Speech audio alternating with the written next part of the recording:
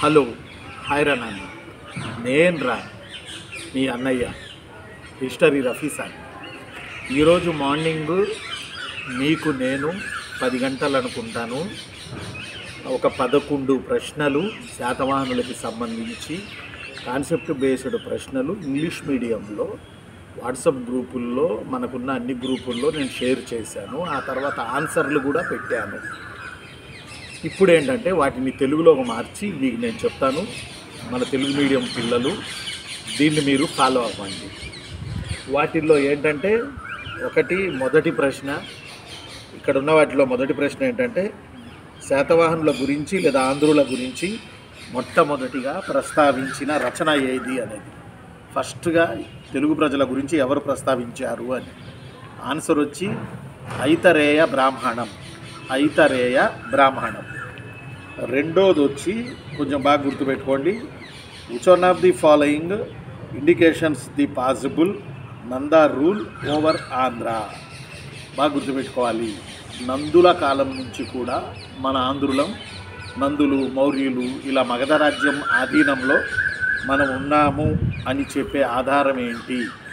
నందుల పాలన కూడా మన దగ్గర జరిగింది అని చెప్పడానికి ఆధారం ఏంటి అనడానికి ఆన్సర్లు హాతిగుంఫ ఇన్స్క్రిప్షన్ కరెక్టే, అలానే నవనంద డెహరా అనే శాసనం కూడా కరెక్టే.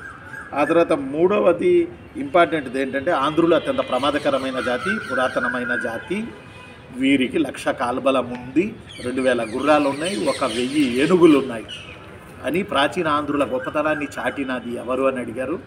ఆన్సర్ వచ్చి మెగస్తనిస్ తన ఇండికలో పేర్కొన్నాడు. అంటే మన తెలుగోళ్ళ గురించి మొట్టమొదటిగా ప్రస్తావించింది మెగస్తనిస్. Is book indica. గుర్తుపెట్టుకోవాలి. ఇది మూడో ప్రశ్న. ఆ తర్వాత నాలుగవ ప్రశ్న ఏంటంటే బాగా గుర్తుపెట్టుకోవాలి, మౌర్యులు ఆంధ్రదేశాన్ని పాలించారని చెప్పడానికి ఆధారమైన శాసనం ఏది అని అంటే ఎర్రగుడిపాడు శాసనం. అశోకుడు జారీ చేశాడు. రాజుల మందగిరి, ఎర్రగుడిపాడు అనే ప్లేసుల్లో ఎర్రగుడిపాడు శాసనం ఆంధ్రాని మౌర్యులు, అశోకుడు పాలించాడు అని చెప్తుంది. ఎర్రగుడిపాడు శాసనంలో ఇంకేముందంటే ఆంధ్ర భృత్యులు అని ప్రాకృత భాషలో బ్రాహ్మీ లిపిలో రాసి ఉన్నది. ఆంధ్ర భృత్యులు అని అంటే మన ఆంధ్రులమైన మనం మౌర్యులకి సేవకులం అన్నట్టు. అందువల్ల మనల్ని వాళ్ళు ఆంధ్ర భృత్యులు అని పిలుస్తారు వాళ్ళ శాసనాల్లో, ముఖ్యంగా అశోకుడి శాసనాల్లో. ఆ శాసనమే ఎర్రగుడి శాసనం. రైట్. ఆ తరువాత ఇక ఇంకొక ఇంపార్టెంట్ ప్రశ్న ఏంటంటే మనం గుర్తుపెట్టుకోవాల్సింది, ఇది శాతవాహనులకి సంబంధించి వాళ్ళు మౌర్యుల యొక్క సామంతులుగా పరిపాలనకు వచ్చారు. ఇది కూడా కంటిన్యూ అవుతున్నాం. మౌర్యుల సామంతులుగా పరిపాలనకు వచ్చారు శాతవాహనులు. వాళ్ళు ఏం చేశారు అని. శాతవాహనులు ఉత్తర భారతీయులేం కాదు, లోకల్ తెగలతో కలిసి పరిపాలించారు శాతవాహనులు.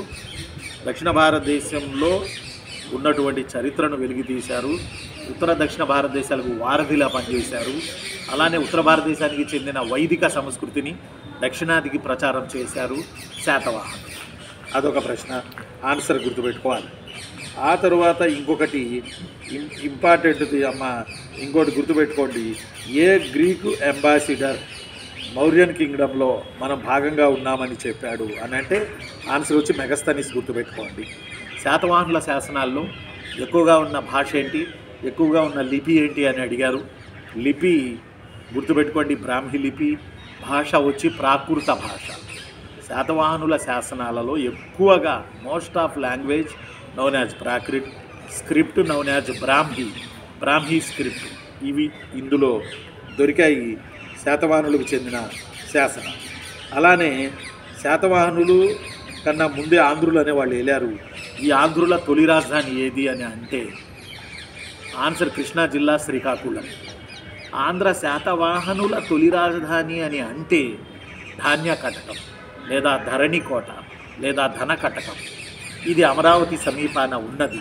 ధరణికోటే అమరావతి కాదు. అమరావతి వేరు, ధరణికోట వేరు.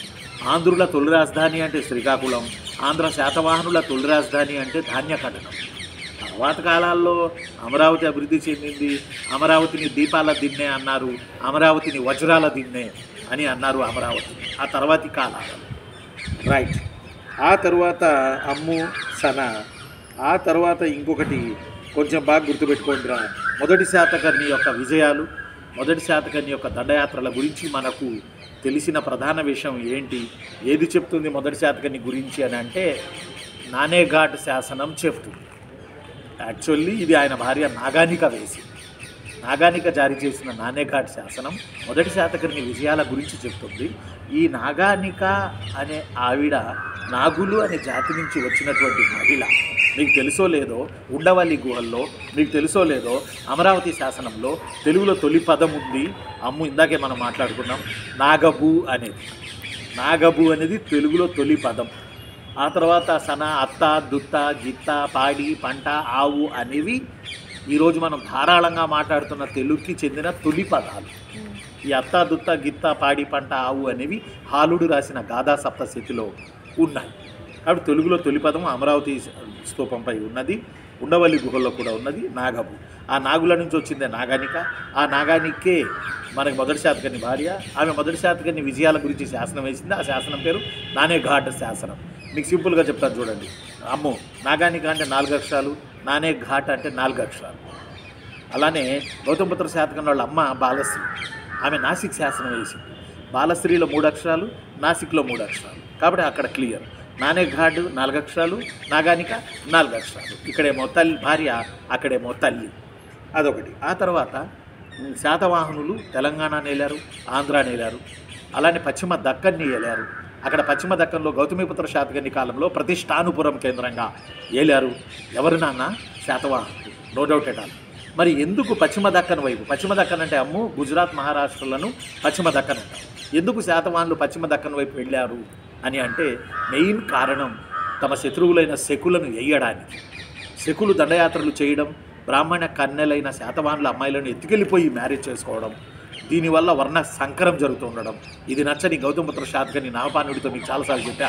18 ఏళ్ళు పోరాటం చేసి శకరాజైన నాగపాణుడిని ఓడించి ఆ యొక్క పశ్చిమ దక్కన్ ప్రాంతాన్ని కూడా ఆక్రమించుకున్నాడు. క్షత్రియ దర్పమాణ మర్దన, క్షత్రియుల దర్పాన్ని, మదాన్ని అణిచినోడు బ్రాహ్మణుడైన శాతవాహన రాజైన గౌతమిపుత్ర శాతకర్ణి. కాబట్టి ఈ టైపులో బిట్లు వస్తాయి. ఈ టైపులో కొంచెం మీరు గమనించుకోవాలి. ఉండనా మరి? నేను మీ అన్నయ్య హిస్టరీ రఫీ సార్ని, మా సన, మా అమ్ము సహకారంతో ఈరోజు ఈ వీడియో మీ కొరకు చేస్తున్నాను. మన కాలేజీ పిల్లలు, వాళ్ళకి థ్యాంక్స్ చెప్పండి. ఉండనా మరి? రేపు మరికొన్ని క్వశ్చన్లు రేపు సాయంత్రం మనం డిస్కస్ చేసుకుంటాం. ఉంటాను. నేను మీ అన్నయ్య history Rafi sir. Thank you.